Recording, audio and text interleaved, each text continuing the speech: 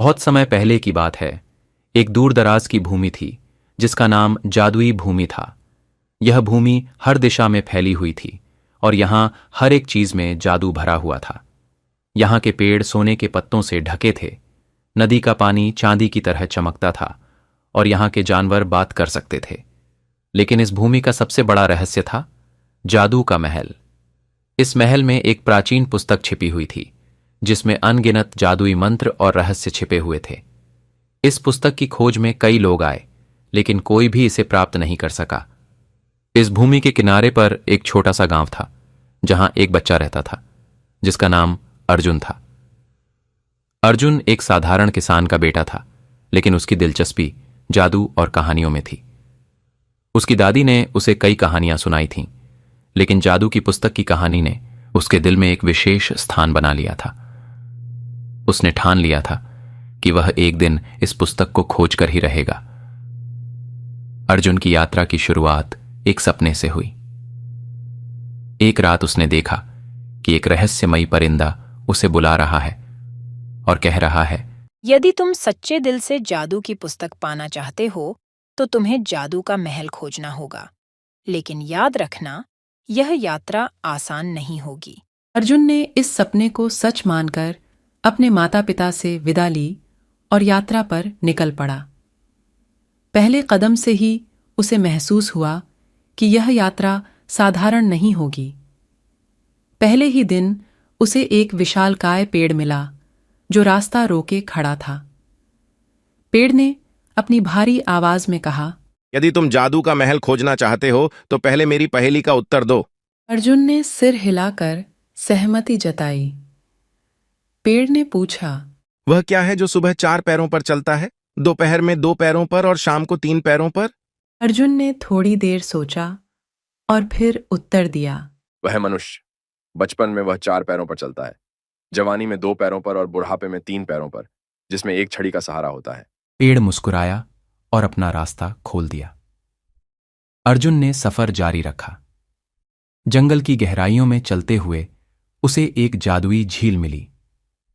झील के किनारे एक बुजुर्ग मछुआरा बैठा था जो दिखने में साधारण था, लेकिन उसकी आंखों में एक चमक थी।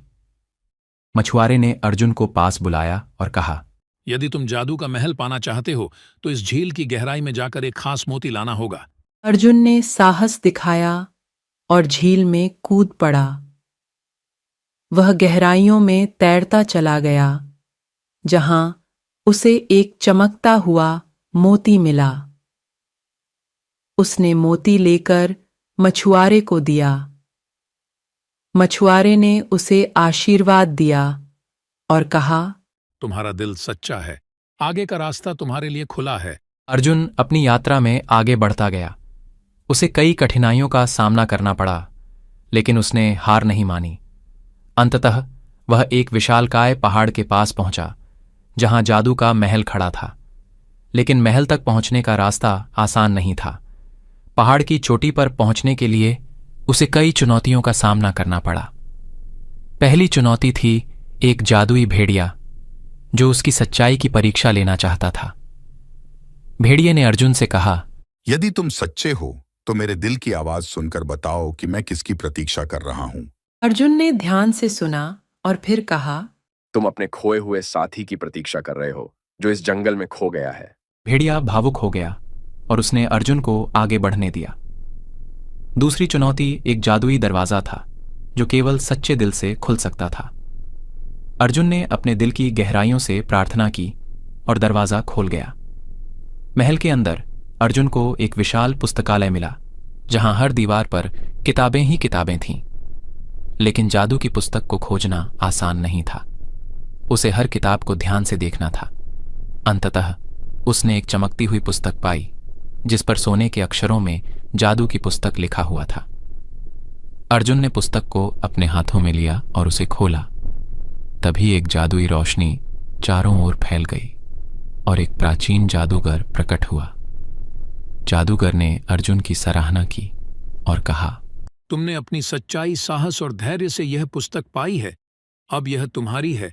अर्जुन ने पुस्तक को लेकर गांव लौटने का निर्णय किया। गांव में सबने उसकी बहादुरी की कहानियां सुनी और उसे सम्मान दिया। अर्जुन ने पुस्तक के ज्ञान को सभी के साथ साझा किया और उसकी मदद से गांव के लोगों की जीवन बेहतर बनाया। इस प्रकार अर्जुन की कहानी हर किसी के दिल में बस गई और उसने यह साबित कर दिया कि सच्चाई, साहस और धैर्य से कोई भी लक्ष्य प्राप्त किया जा सकता है। जादुई भूमि की यह कहानी पीढ़ियों तक सुनी और सुनाई जाती रही और हर बार यह कहानी सबको प्रेरित करती रही।